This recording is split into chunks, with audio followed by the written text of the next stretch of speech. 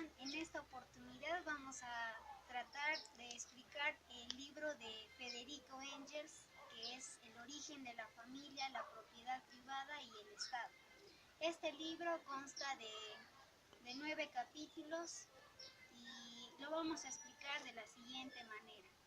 Para conocer los dos primeros capítulos del libro de Federico Engels, siendo el primero Estadios prehistóricos de la cultura.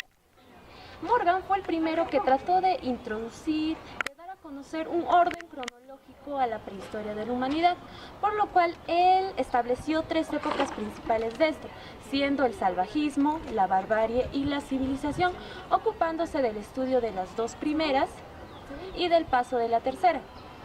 Por lo cual también a estas 2 primeras las clasificó en 3 estadios, que son el estadio inferior, medio y superior. La primera época es el salvajismo.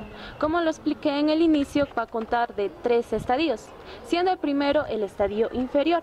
Este es considerado como la infancia del género humano. Los hombres en esta época permanecían en los en los bosques tropicales y subtropicales. Ellos vivían en los árboles.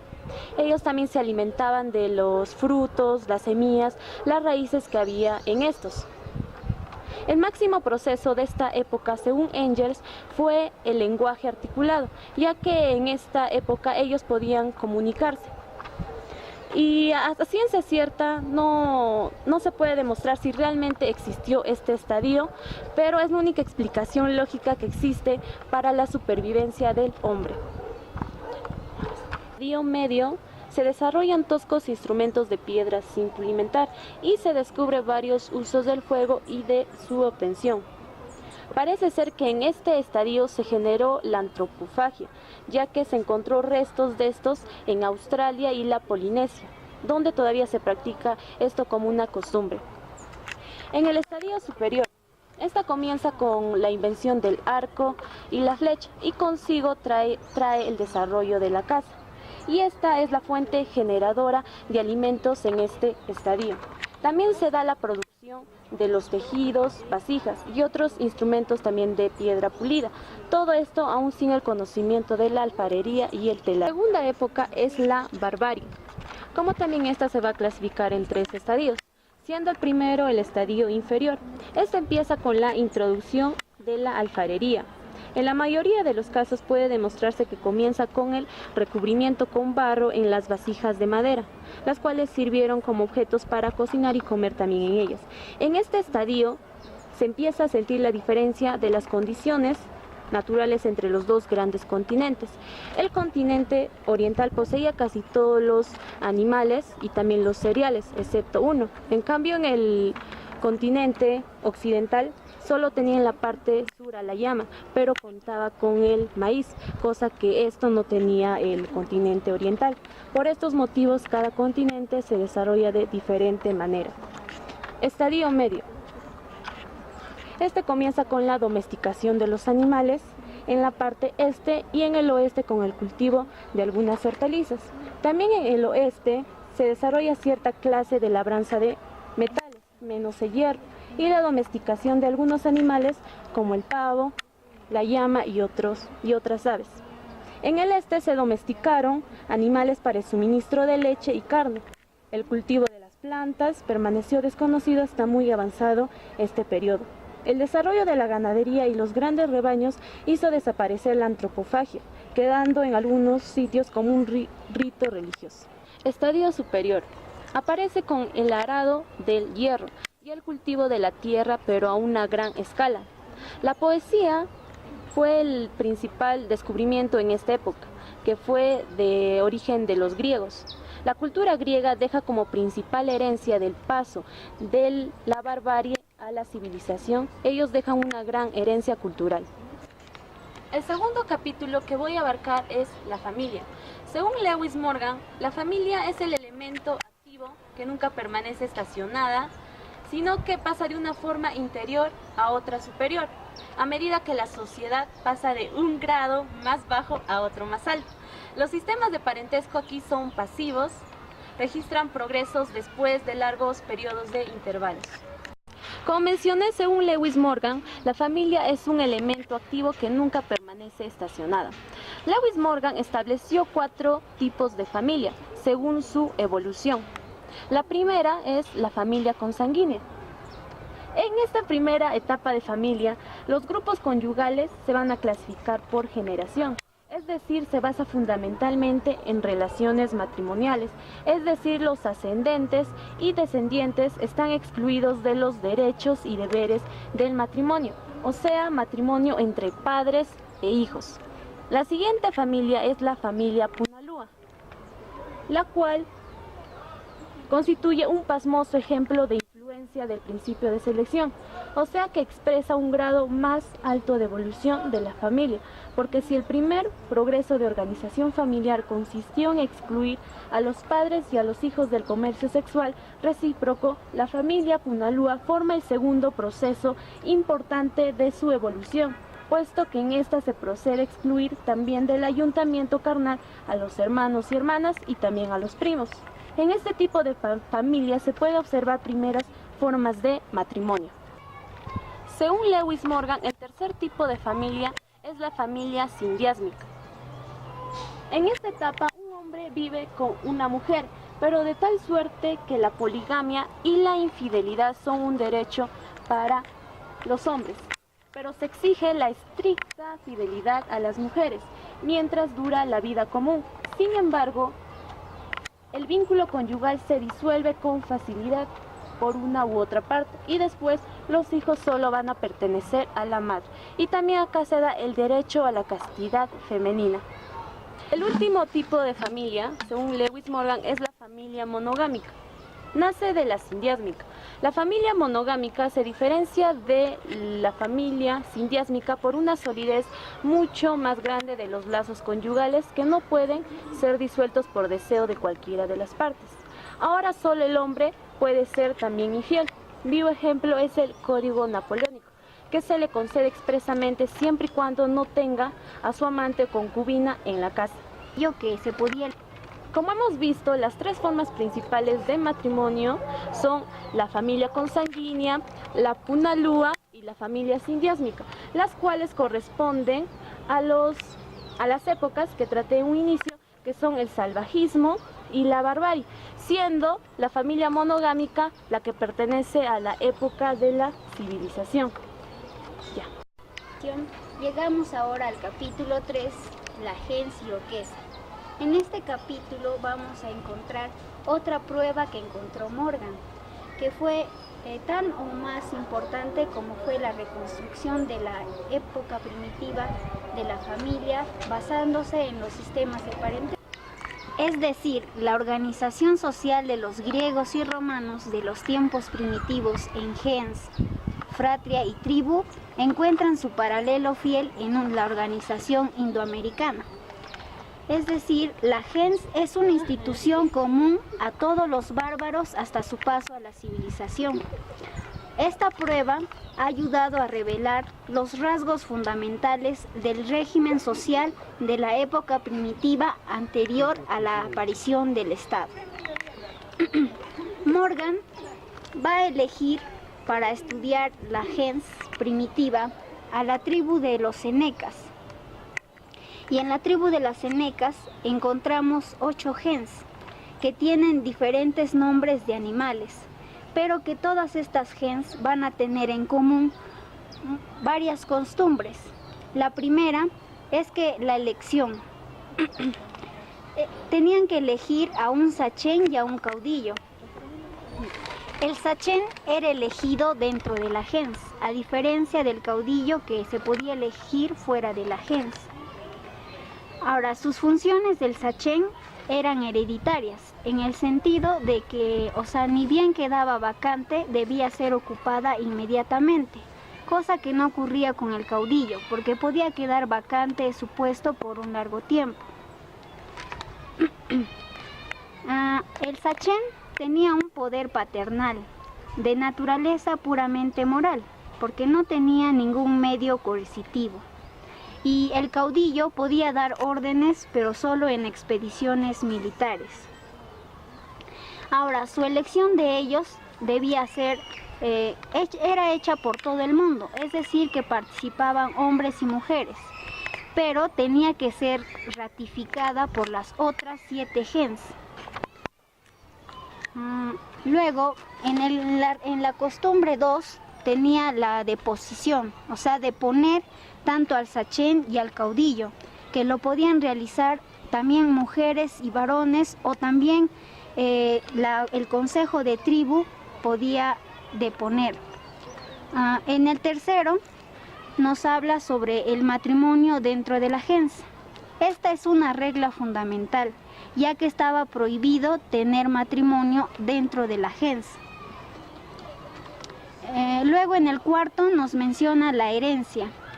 Nos decía que cuando se moría un varón, se heredaba a las hermanos y hermanas, pero en caso de la mujer se heredaba a sus hijos o a sus hermanas, pero el hermano quedaba excluido.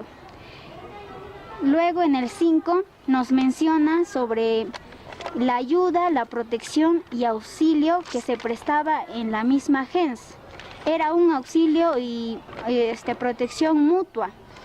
Un ejemplo nos da que si ocurría una muerte de algún miembro de una gens, lo que ocurría era que se organizaban e iban a la otra gens para que le den como que una solución, y la gens que había sido a la que había ofendido tenía que reunirse en consejo y dar una solución. Lo que hacían era primero, claro, dar unas palabras, si es que había muerto, dar unas palabras de condolencia, y muy aparte presentaban regalos importantísimos. Y si la gens ofendida las aceptaba, quedaba zanjado, pero si no, la gens ofendida podía designar a varios vengadores que podían perseguir al que había matado y asesinarlo, y la gens no podía decir nada, no podía quejarse, porque de esa manera recién se quedaba zanjado el tema. Ahora en el sexto nos habla sobre el nombre de las gens.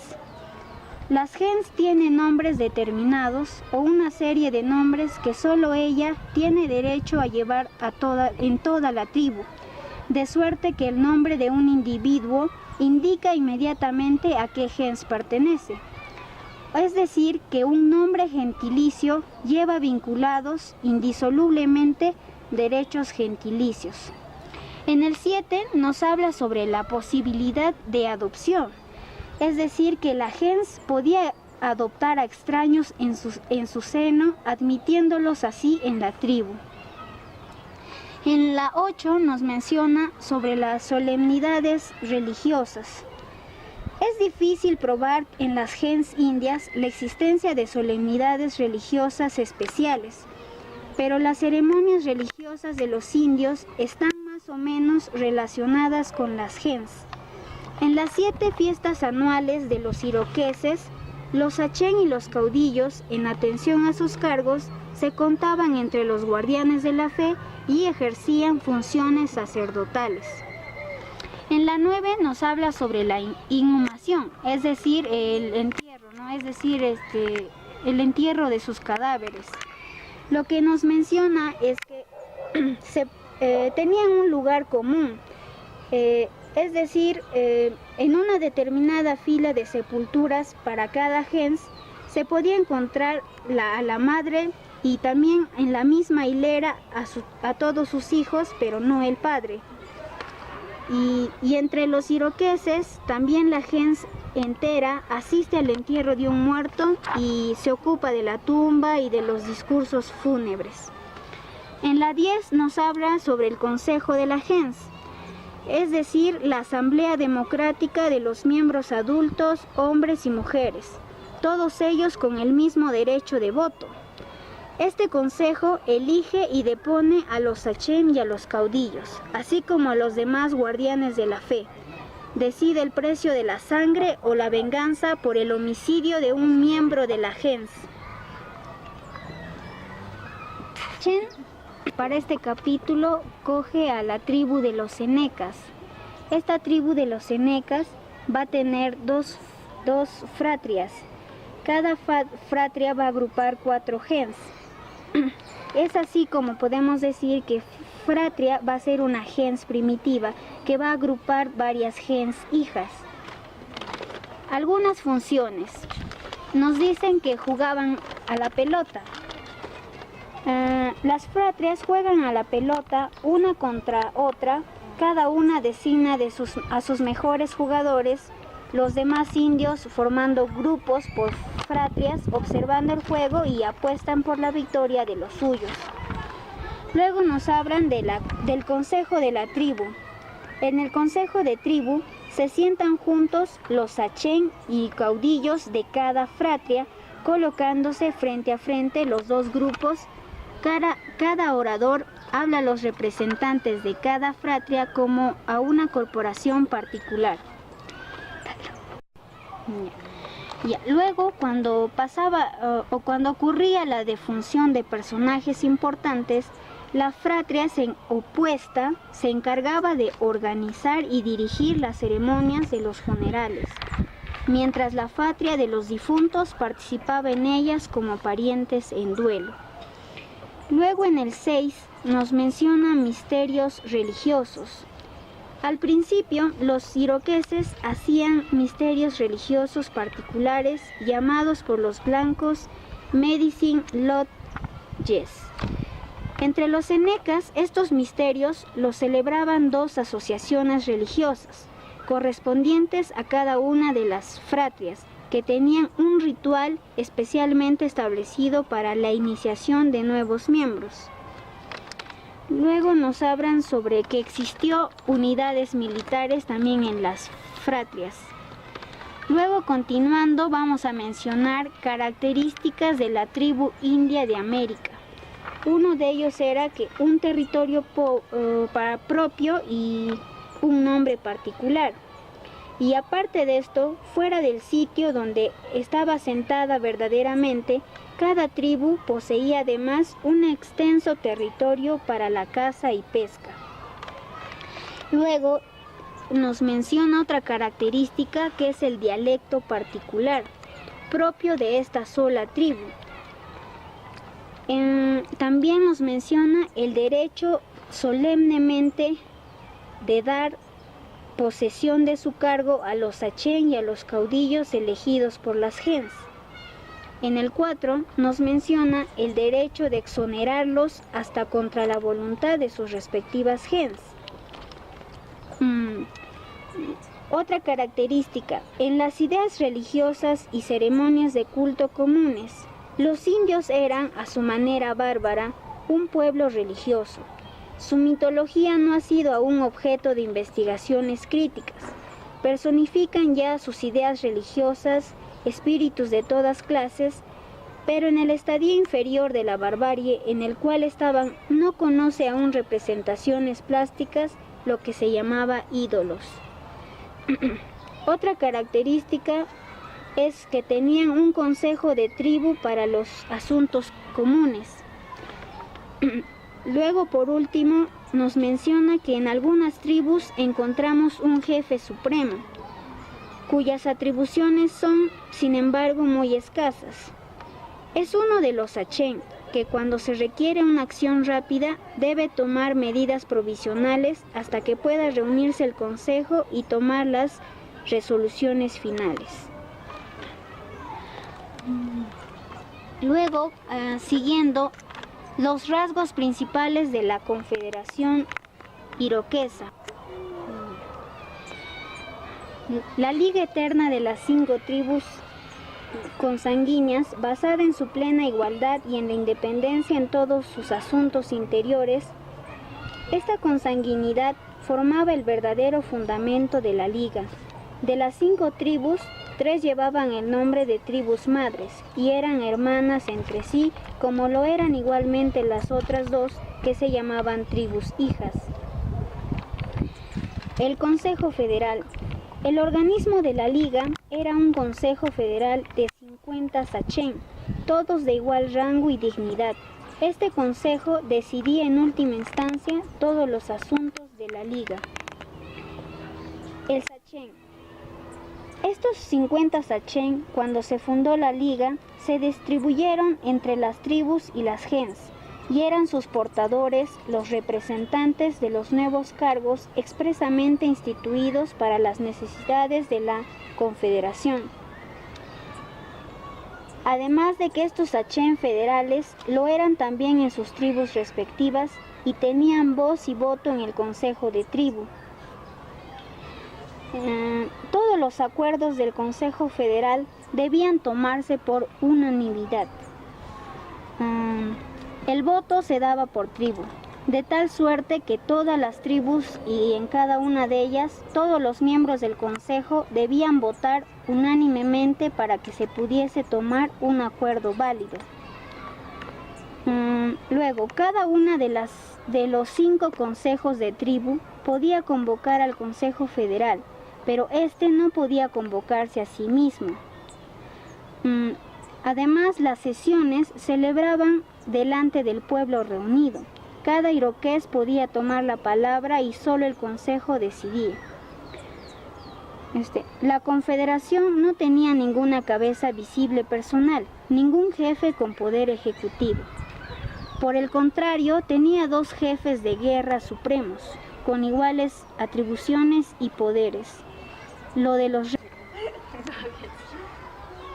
Llegamos ahora al capítulo 4 que nos habla sobre la gens griega.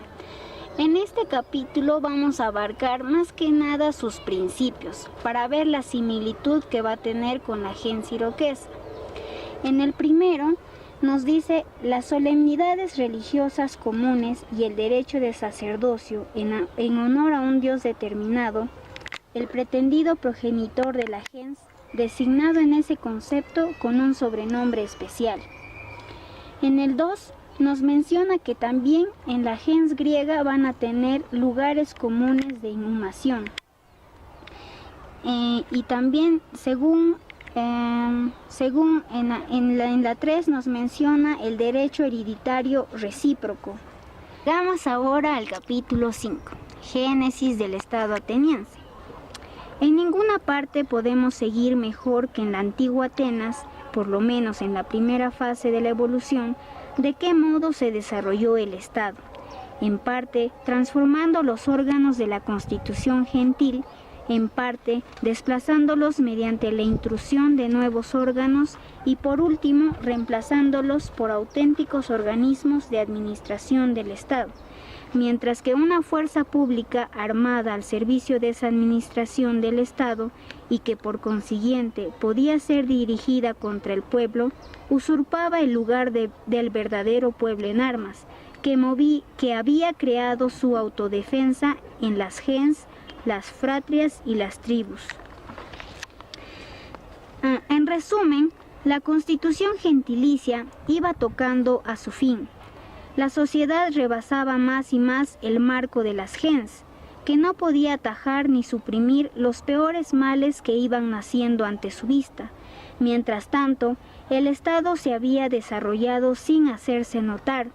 Los nuevos grupos constituidos por la división del trabajo, primero entre la ciudad y el campo, después entre las diferentes ramas de la industria en las ciudades, habían creado nuevos órganos para la defensa de sus intereses y se instituyeron oficios públicos de todas clases. Luego, el joven Estado tuvo ante todo necesidad de una fuerza propia, que en un nuevo pueblo navegante, como eran los atenienses, no pudo ser primeramente sino una fuerza naval, usada en pequeñas guerras y para proteger los barcos mercantes. En una época determinada anterior a Solón, se instituyeron las naucrarias, pequeñas circunscripciones territoriales a razón de 12 por tribu. Cada naucracia debía suministrar, armar y tripular un barco de guerra y proporcionar además 2 jinetes. Esta institución socavaba por 2 conceptos a la gens. En primer término, porque creaba una fuerza pública que ya no era nada idéntica al pueblo armado, y en segundo lugar porque por primera vez dividía al pueblo en los negocios públicos, no de acuerdo con los grupos consanguíneos, sino con arreglo al lugar de residencia común. Continuando con la exposición, voy a tratar lo que es el capítulo número 6, que nos habla sobre la gens y el Estado en Roma. Continuando, vamos a tratar el capítulo número 7, que nos habla acerca de la gens entre los celtas y entre los germanos. Ya el Estado en Roma estaba formado por tres gens. La primera gens era la gens latina, a ella se unió la gens Sabelia y por último elementos diversos. La gens latina estaba formada por una tribu, lo mismo que la gens Sabelia, que constituían 100 gens. Por lo menos en los primeros tiempos de la ciudad, las gens romanas tenían la siguiente constitución. Primero podríamos decir el derecho hereditario era recíproco de los gentiles. ¿Qué nos quiere decir esto? Los bienes quedaban siempre dentro de una gens, como un derecho paterno. Ahí imperaba lo que es la gens romana. Es decir, la línea femenina no tenía ninguna descendencia hereditaria. Según la ley de las 12 tablas, el monumento del derecho romano más antiguo que conocemos, los hijos heredaban primero en calidad de herederos directos, segundo eran los agnados y por último eran los gentiles. Siempre y cuando no habían los hijos que heredaban en línea directa, seguían los agnados. Y si no habían los agnados, seguían los gentiles. ¿Y qué eran los agnados? Los agnados eran parientes por línea masculina. Pero tenemos que aclarar que los bienes no salían de la gens en ningún caso. Aquí vemos la gradual introducción de disposiciones legales nuevas en las costumbres de las gens. Segunda característica es la posesión de un lugar de sepultura común. Aquí nos da un ejemplo Federico Engels, lo que es la gens Patricia Claudia. Al emigrar de Regilio a Roma, recibieron en la ciudad misma, además del área de tierra que fue señalada, un lugar de sepultura común. Incluso en tiempos de Augusto, la cabeza del varón muerto en la selva de Teutoburgo fue llevada a Roma y enterrada en el túmulo gentilicio. En tercero tenemos las solemnidades religiosas comunes. Estas se llevaban el nombre de sacra gentilicio y son bien conocidas. En el cuarto tenemos la obligación de no casarse dentro de una gens. Esto nos dice que aun cuando esto no parece haberse transformado nunca en Roma en una ley escrita, sin embargo persistieron las costumbres. Entre el inmenso número de parejas conyugales romanas cuyos nombres han llegado hasta nosotros, y una sola tiene el mismo nombre gentilicio, por el hombre y por la mujer. Esta regla se ve también demostrada en el derecho hereditario. La mujer, al casarse con un hombre de otra gens, pierde todos sus derechos agnáticos de casarse. Sale de su gens y pertenece a la gens ahora de su marido. Ni ella ni sus hijos pueden heredar lo que de sus padres o bien de sus hermanos, puesto que el otro modo de la gens paterna perdería esa parte de la herencia.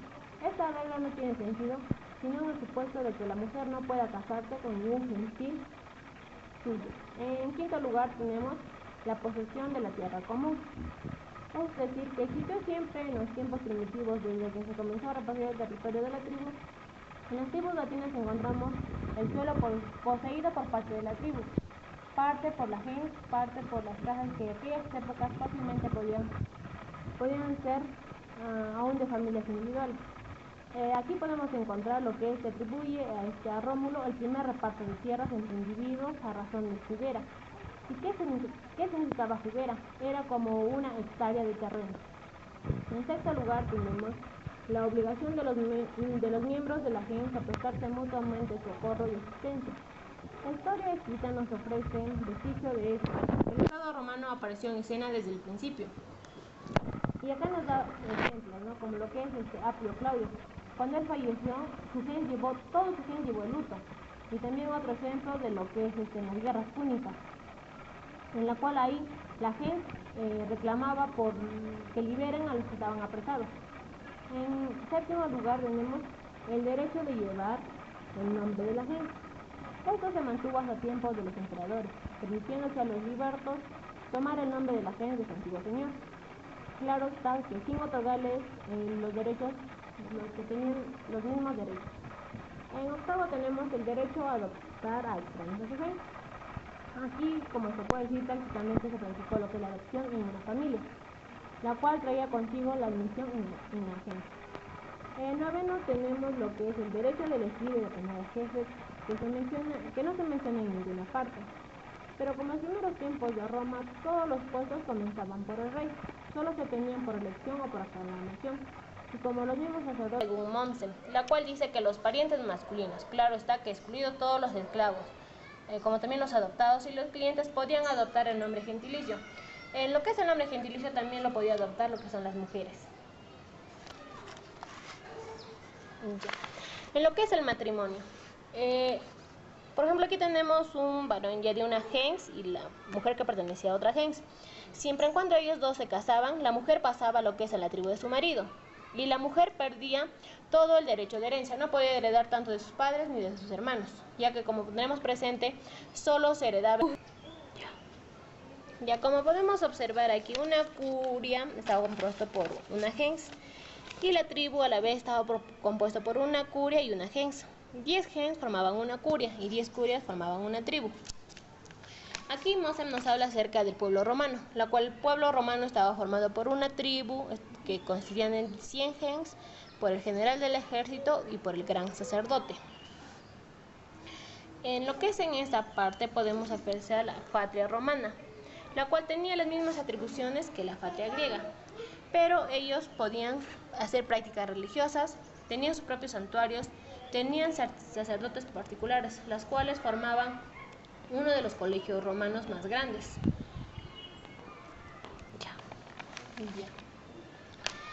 El pueblo romano estaba compuesto por el antiguo populos, que formaban las gens, las tribus y la curia, y también por la plebe, la cual eran los nuevos súbditos. El antiguo populos y la plebe tenían lo que es la tierra, se repartían en igual condición.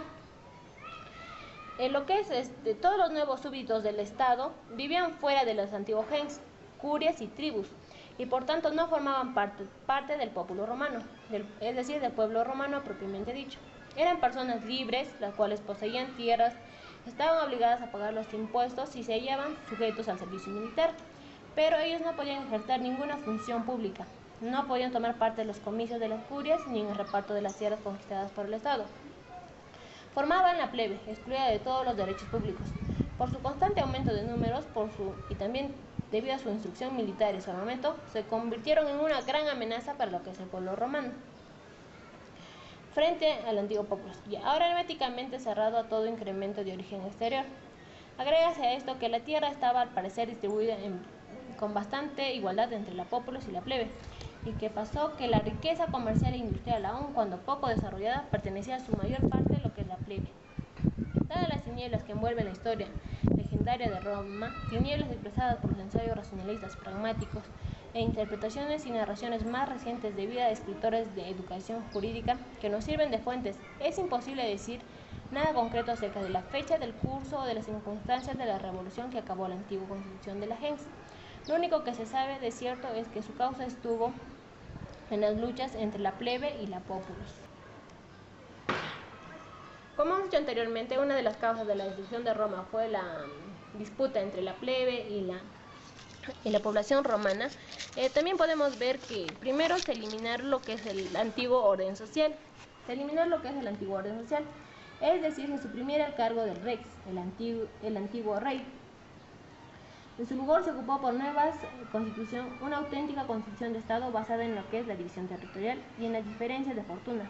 La fuerza pública constituye aquí el conjunto de ciudadanos sujetos al servicio militar, y no solo se ponía a los esclavos, sino también a la clase llamada proletariada, exclusivo del servicio militar y privada del derecho a llevar armas. El último rey que podemos ver en lo que es en Roma es Tarquino el Soberbio. Luego se formaron una nueva constitución del Estado basada principalmente en lo que es la división territorial. Acerca de lo que son el capítulo 7, la gens entre los celtas y entre los germanos, se podría decir que Escocia y Irlanda son fragmentos de gens. La gens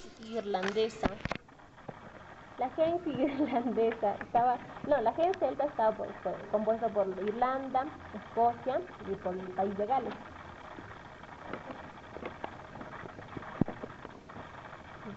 Primeramente vamos a hablar acerca de lo que es el país de Gales, la cual que decía que cada familia tenía sacres de tierra, que son 5 sacres de tierra. Cultivaba el campo en común y luego se repartían.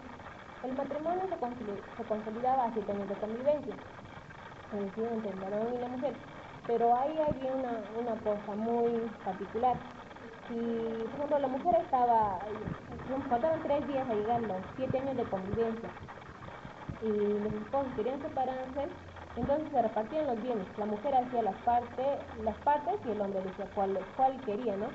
Repartíanse los muebles siguiendo ciertas reglas muy humorísticas. Si era el hombre quien rompía, tenía que devolver a la mujer su dote y alguna cosa más. Si era mujer, esta recibía menos. De los hijos, por ejemplo, eran 3, 2 correspondían al hombre y 1 a la mujer, que era el mediano o el del medio.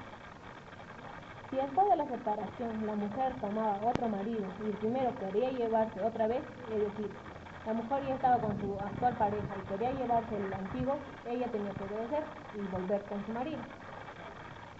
Aquí tuviese ya un pie en el nuevo tálamo conyugal, pero si las dos personas vivían durante 7 años, ya eran consideradas como marido y mujer sin que haya un matrimonio formal. También podemos ver la cual no se regía la castidad antes del matrimonio. Si una mujer cometía adulterio, el marido podía pegarle, y la cual era un aspecto lícito. Existen tres cosas por las cuales es lícito que el varón mate a su mujer, y una de ellas es que si la mujer cometía el adulterio, podía existir lo que es expiación o venganza, pero no las dos cosas a la vez.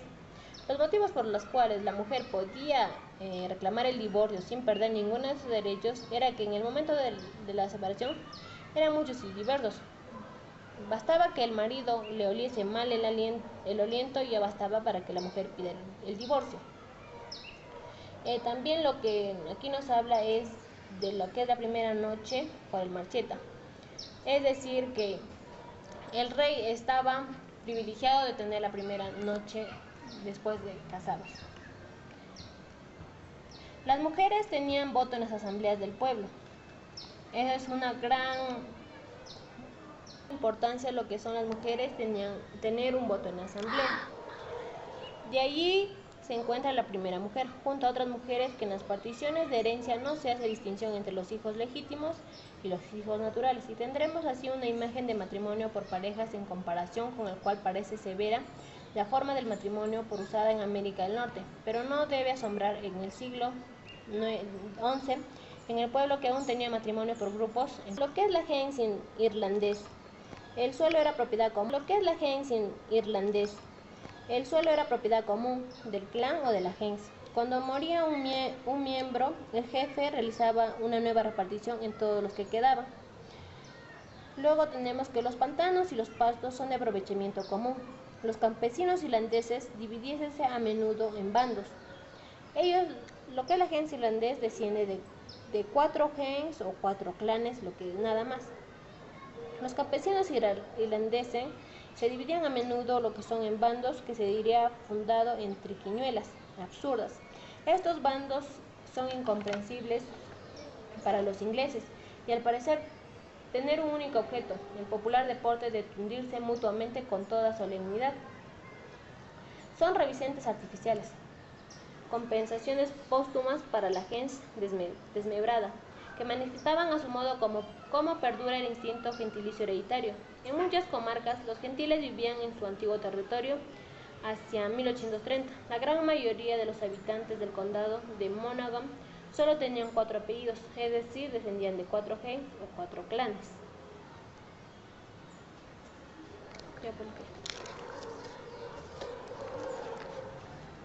En lo que es la gens de Escocia, nace de un eslabón, y la cual, según nos dice Morgan, es un ejemplar perfecto de gens en su organización. También tenían un poderío de vida de la gens sobre sus miembros. También había una filiación según el derecho paterno, pero era válida la herencia por línea femenina, vestigio de una familia punalúa. También lo que podemos observar es el derecho de la primera noche. En Escocia, la ruina del orden gentilicio data de la época en que fue reprimida la insurrección de 1745. Falta investigar qué eslabón de este orden representa en especial el clan escocés, pero es indudable que es un eslabón. En las novelas de Walter Scott revive ante nuestra vista ese antiguo clan de Alta Escocia. Lo que nos señala Morgan es un ejemplar perfecto de la gens en su organización y en su espíritu, un asombroso ejemplo de poderío de la vida, de la gens sobre sus miembros, en sus dimensiones, en sus disensiones y en sus venganzas de sangre, en el reparto de territorio por clanes, en la explotación común del suelo, en la fidelidad a su jefe y entre sí entre los miembros del clan. Volvemos a encontrar los rasgos característicos de una sociedad fundada por la gens. La filiación seguía el derecho paterno, de tal suerte que los hijos de los hombres permanecían en sus clanes, mientras que las demás mujeres pasaban a los clanes de sus padres.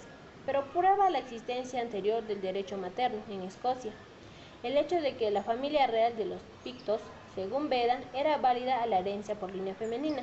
También se conservó entre los escoceses hasta la Edad Media, lo mismo que entre los habitantes del país de Gales, un vestigio de la familia Punalua, el derecho de la primera noche que el jefe, clan o rey podía ejercer con toda recién casada el día de la boda, en calidad de último representante de los maridos comunes de antaño. En esta oportunidad, ya para finalizar los capítulos, yo voy a exponer los dos finales, el 8 y el 9.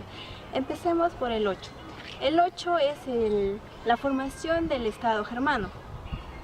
Pues según Tácito nos menciona que los germanos eran un pueblo numeroso, alrededor de 6 millones a inicios de la era. ¿Cómo fue que se formó el Estado germano? Pues ante esto debió de surgir una invasión por parte de los germanos que fue invadido al Imperio Romano. Esto sucedió a finales del siglo V. ¿Qué consecuencias trajo esta invasión? Trajo el empobrecimiento general. Esto quiere decir que el retroceso del comercio, la población disminuyó, también la agricultura como que no se desarrolló muy bien. Pero la agricultura era la rama importante para el mundo antiguo que constituía la productividad. También en esta época constaba o se daba de dos maneras. La primera era servía como alimento para los ganados, como los búfalos. Y la otra forma era como para que se desarrolle la horticultura. Puesto que habían explotado mucho los latifundios, ya no producía beneficios. La esclavitud ya no producía más de lo que costaba y empezó como que a extinguirse. Los hombres libres que vivían en los campos buscaban protección para evitar ser esclavos, pues con la condición de ceder sus tierras a los latifundistas o a los poderosos, y estos le tenían que dar un usufructo de los mismos. Pues ante esto, los emperadores en el siglo VI promulgaron con frecuencia decretos prohibiendo esta práctica. Ya, ¿cómo fue que se dividieron las tierras de lo que habían invadido los germanos hacia el Imperio Romano? Pues, por haber librado a los romanos de su propio estado, los bárbaros germanos se apropiaron de 2/3 de sus tierras y se las repartieron en cada gens, aclarando que los gens es la división de las tribus. Los campos y las praderas fueron divididas en partes iguales. Los pueblos germanos, dueños de las provincias romanas, tenían que... esta misma situación sucedía con los francos. Los campesinos libres, propietarios del suelo, que eran masa del pueblo franco, quedaron arrimados por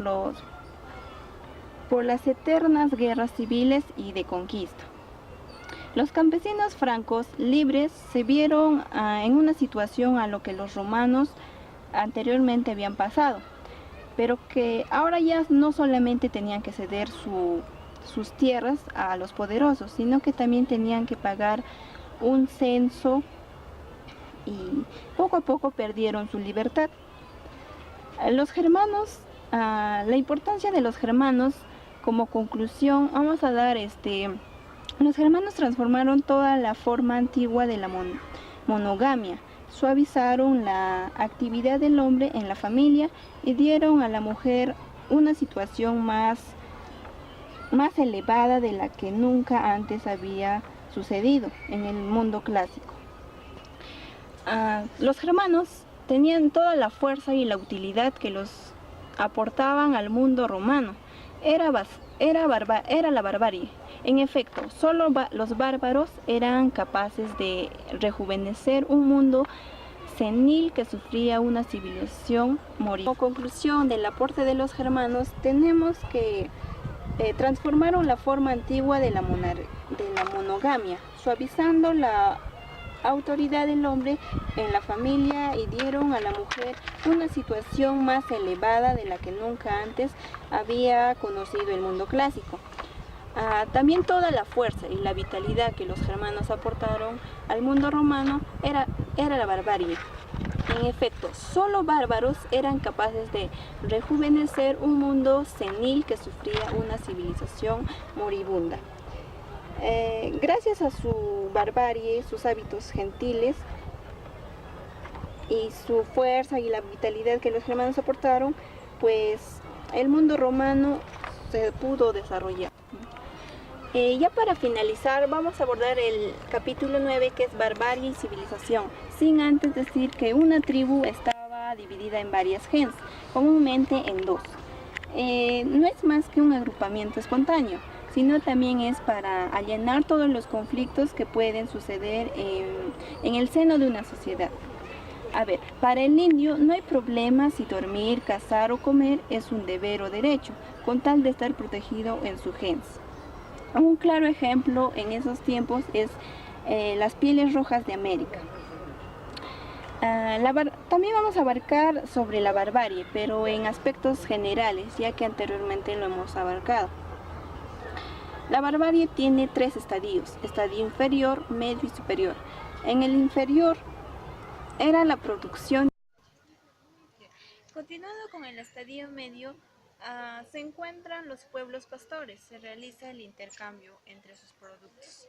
Estadio superior, se introduce la división más grande de trabajo entre la agricultura y los oficios manuales. Bueno, ahora vamos a pasar a la división del trabajo. Su principal característica era espontáneo, cada uno en su dominio, el varón el hombre en la selva, la mujer en la casa. El varón se dedicaba a la caza, pesca y procuraba las materias primas para el alimento y las herramientas para la misma. En cambio, la mujer se dedicaba a los quehaceres de la casa, preparaba la comida, vestidos, hilaba y todo ello.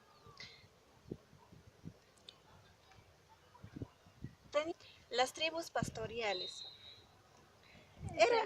Repite de nuevo, tenía tres. No, espérate. Oye, ya. Cuando veas que me estoy demorando, lo pones. Los oficios se separaron de la agricultura. Esto quiere decir que la productividad del trabajo, cuanto el valor de la fuerza, tomaron gran importancia. Los metales preciosos empezaban a convertirse en la mercancía, moneda, denominante y universal. El tercero y último son los mercaderes, clase que no se ocupaba de la producción, sino más del intercambio de los productos. Y en esta división aparece el dinero metálico. Pasamos a la civilización, que es el estado de desarrollo de la sociedad en que la división del trabajo entre individuos que de ella deriva. Pues la civilización de mercaderías se distingue por la introducción 1 de la moneda metálica.